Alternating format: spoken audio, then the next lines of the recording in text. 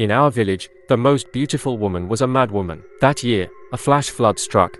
He was the first to see the mudslide coming and shouted for everyone to run. From that day on, his wife lost her mind. Year after year, she would smile foolishly and thank them. A few bachelors in the village, seeing her madness and beauty, her slim waist, her curved hips, lured her with food. The madwoman, hungry and simple-minded, let them. When people asked why, she'd answer, "It's for my man. I'm afraid he'll be hungry." Once gossip spread, no woman would help her again. The madwoman often went hungry, busy with starvation. She only smiled and pushed them away, saying, "No, I have a husband." I always felt the whole village owed her. When the gossiping women spat venom, I often wondered, did anyone still remember her man was a hero? So I saved half my lunch money every day to buy her steamed buns or noodles. Over time, she grew close to me. Then the rumors started. I was humiliated. She kept coming for 3 years straight. Each time, she'd stuff a half-eaten bun into my hand. It was the one she saved for her husband. She'd still hold my hand and call me little husband. In my senior year, typhoon came early, and classes were dismissed that morning. My crush stood watching from the hallway. I shoved the madwoman hard. The moment I spoke, I regretted it. She stumbled, terrified, then still tried to press the broken umbrella into my hand before trembling away into the rain. Ashamed and angry, I grabbed the umbrella and ran into the rain, crying. Her wet clothes clung to her body. She was heartbreakingly beautiful. I grabbed her. I kissed her. I shouted, "I am your husband." She cried like a child. Days later, I saved up money to buy meat buns to apologize. No one knew whether she was coming to find me or just wandering. She had no family left. They pulled money for a thin coffin, saying they'd bury her beside him. I volunteered. After hearing my confession, my mother slapped me and said, "Then atone. You'll hold her portrait." No crying, no words, only an occasional wail from the Swoner horn to warn the living to stay clear. I held her portrait. Paper money fluttered ahead of me. 2 men carried the coffin behind. Crossing the stream, my foot slipped. Something cold and unseen yanked me down. The man with the Swoner shone his flashlight on my ankle. A black handprint, twisted fingers, gripping deep. They took the portrait from me and drove me home. One glance at the mark, the man turned pale and left. My parents filled the house with statues, Buddha, Laozi, even Jesus, and hung charms around my neck. On the 7th night, every house placed a bowl of rice by the door, but all stayed locked. I climbed out the window and went to her grave. "If you must take a life, take mine. Don't touch my parents." But deep down, I knew she'd never forgive me. I cried until the roosters crowed before my parents followed the sound and found me. When my mother saw me, she slapped me in panic, then grabbed me and wept, calling me foolish. I patted her back to comfort her. "Don't be afraid. The 7th day has passed. I'm fine." The madwoman must have forgiven me. Seeing me alive and bouncing, my parents took me back to the village. At the village gate, a crowd had already gathered. I squeezed through and my scalp went cold. Great uncle was hanging from the old locust tree by his belt, wearing only his underpants. His tongue stuck out, his eyes bulged, and there on his arm was a dark, bruised claw mark, the same as the one on my ankle. A surveillance camera had caught the scene. Before the police arrived, nosy villagers had already hooked the feed to the shop's TV. I watched with the rest, a chill running down my spine. At midnight, the footage showed great uncle being dragged out as if asleep. He crawled away several times only to be yanked back by some unseen force. The belt floated as if someone were tightening a noose around his neck. Dogs drowned out his calls for help. After 10 minutes of struggling, he kicked once and went still. The crowd gasped and said a vengeful ghost had claimed him. I was baffled. I had survived, yet great uncle died for me. The police cordoned off the scene, confiscated the video, and even had the madwoman's grave dug up. They said they needed a post-mortem. They scolded the villagers for burying a body in secret. Our family went home, hearts heavy. Mother burst into tears as soon as she stepped inside. I opened my mouth to speak, but no sound came out. Father told me to sleep first and promised to sell everything if need be to save me. I went to my room. Although I had been awake all night, I lay there with my eyes wide open. At noon, the very master who had earlier refused to help was brought back by father with an old hen as an offering. He had me sit close, asked for details, then frowned at the claw mark on my ankle. "The 7th day's passed and you're still breathing. This is a strange evil. I'll make an exception and deal with it." I hurriedly asked what to do. The master said, "Do it after sunset. Rest now and build up your yang energy." I slept a heavy, hazy sleep until a bluish twilight. Mosquitoes buzzed outside the window screen.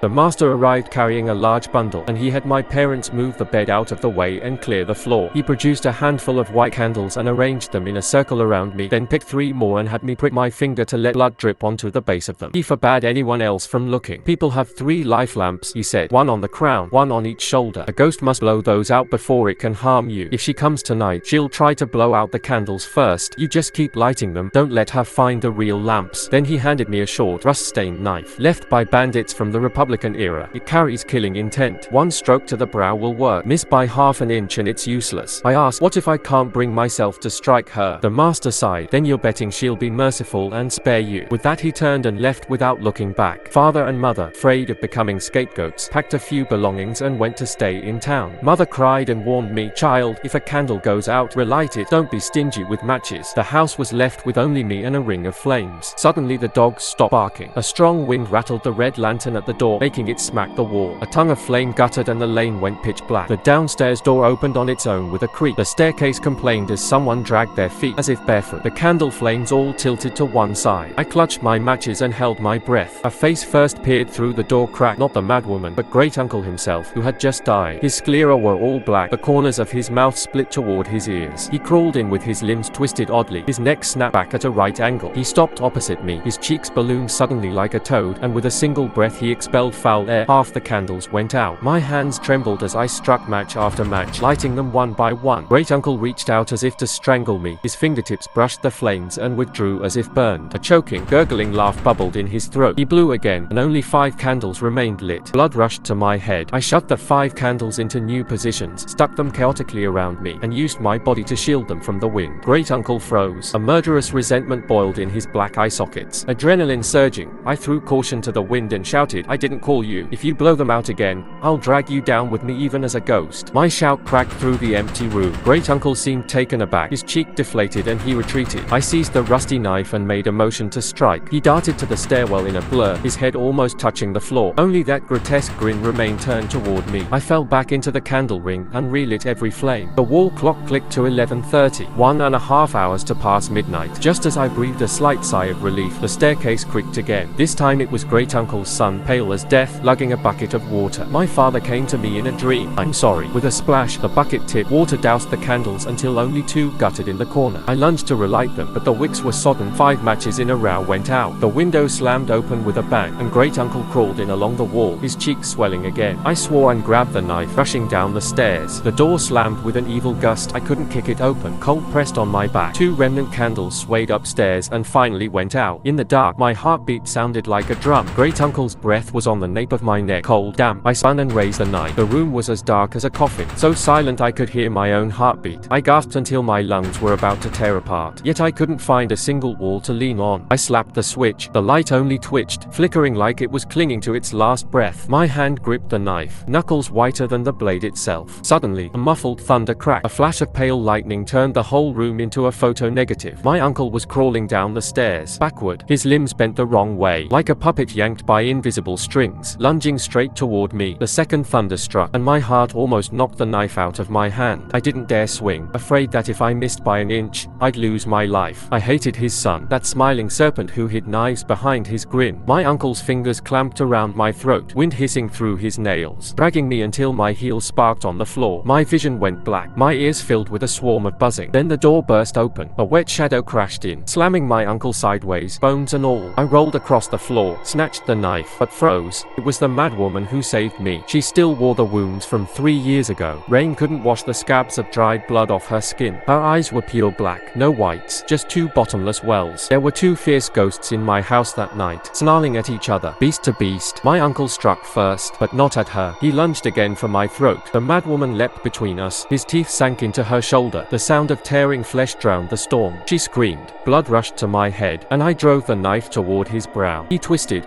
using her as a shield. The blade always missed by an inch. She shoved him away. Her neck ripped open, yet the wound sealed instantly, turning her body faint and misty. She grabbed my hand, cold as iron, and dragged me into the storm. I looked back. My uncle crawled after us, flat to the ground like a lizard. The rain blinded me, but I saw where she was leading, toward the creek. Across the stream lay the cemetery, her grave.